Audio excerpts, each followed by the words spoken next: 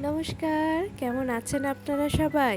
আশা করছি আপনারা সকলে খুব ভালো আছেন এবং সুস্থ আছেন। একটু আড্ডার আরও একটি নতুন ব্লগে আপনাদের জানাই অনেক অনেক স্বাগত। বিকেল বাজে এখন 5:30 মতন। ছাদ থেকে একটু ঘুরে এখন চলে এসেছি নিচে। এসে দেখি মা এক গামলা দুধ বসিয়ে দিয়েছে আর মা বলল আজকে ছানা করবে, মানে ছানার থেকে হবে পনির।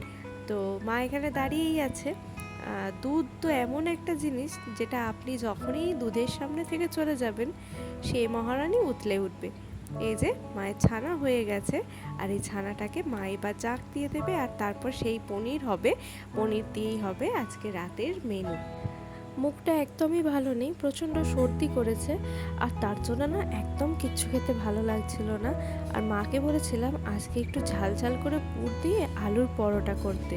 তো মা বলেছিল যে পরোটা করার জন্য আলুর পুরটা তুই একটু করে দে, তুই যা সব মশলাপাতি দিয়ে মাখিস অত তো আমি পারি না, তো ওটা একটু করে দে, বাকিটা আমি সব করে দেব। তারপর কি তরকারি করব সেই ভেবে ভেবে মাকে বললাম আলুর পরোটার সাথে অন্য কিছু তো ভালো লাগবে না, আলুর কোনো সবজি ভালো লাগবে না, তো কি করা যায়? তো মা বললো ঠিক আছে তাহলে পনিরটাই করে ফেল। তো মাকে বললাম পনিরটা আমিই করি, আজকে বানাবো একটু মেথি পনির। পনিরটা জাঁকে রেখেছিলাম ওই 10 থেকে 15 মিনিট মতন, এখন পনিরটা তুলে নিচ্ছি আর এরপর এটাকে একদম সুন্দর সুন্দর করে পিস করে কেটে নেব।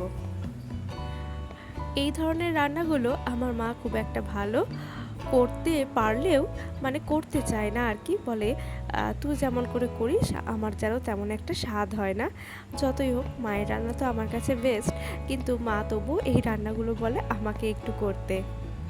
তো মা আমাকে হাতে হাতে সব কিছু জোগাড় করে দিয়েছিল আর আমি জাস্ট খুন্তিটা কিন্তু নাড়িয়ে দিয়েছিলাম।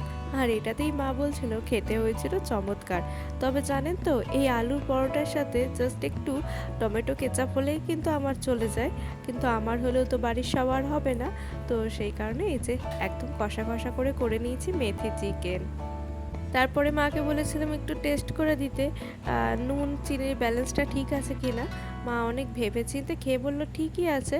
তারপরে যখন ক্যামেরাটা অফ করেছিলাম মা বলেছিল মিষ্টিটা যেন একটু বেশি লাগছে।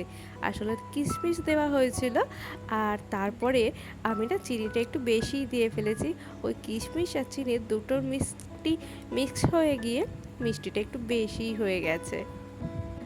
মা তো তারপর আটা মেখে নিয়েছে আর তাতে একদম শেষে আলুর পুর ভরে দিয়েছে। আর এই যে দেখুন মা কি সুন্দর ময়দা দিয়ে গোল গোল করে আলুর পরোটাটা বেলে দিয়েছে আর তার উপর উল্টো দিকেই চাপিয়ে দিয়েছে দুটো গ্যাস ওভেনে দুটো কড়াই, একটাতে কড়াই আর একটাতে চাপিয়ে দিয়েছে তাওয়া।